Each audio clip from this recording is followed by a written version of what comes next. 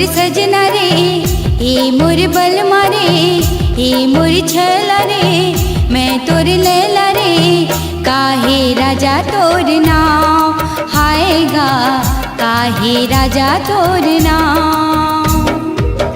ए मोर जुगनू रे, ए मोर पगला रे, ए मोर बैहा रे, ए मोर सैया रे, काहे राजा तोर नाम, हाय गा काहे राजा तोर नाम।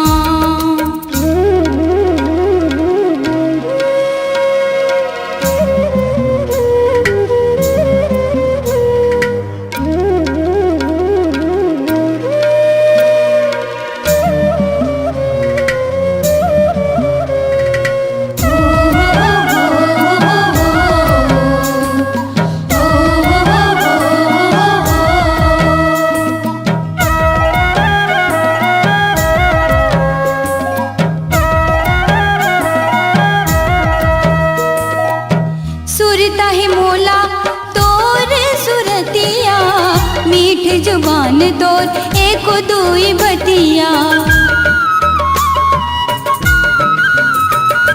सासमा समाए हाय रे संवरिया, लागे बियाकुल धड़के है छतिया।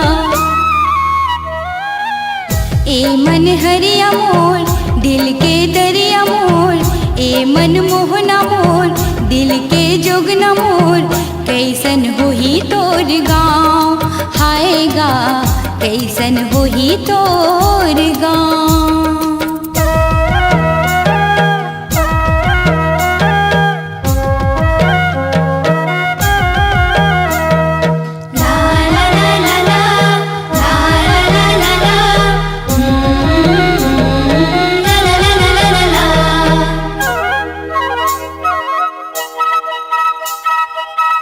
अंधियार जिंदगी ला करे उजियार रे, मोर बर लागे राजा तीजा तिहार रे।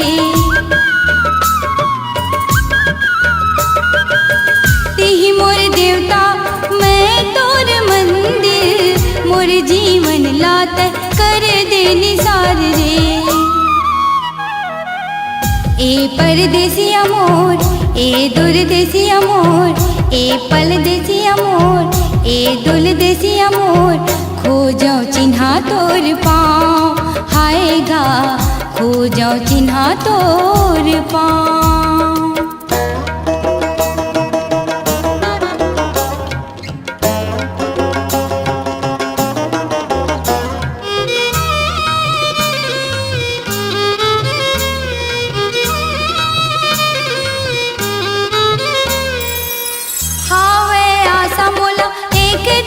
पाऊंगा मन भर जो ही मैं सपना सजाऊंगा,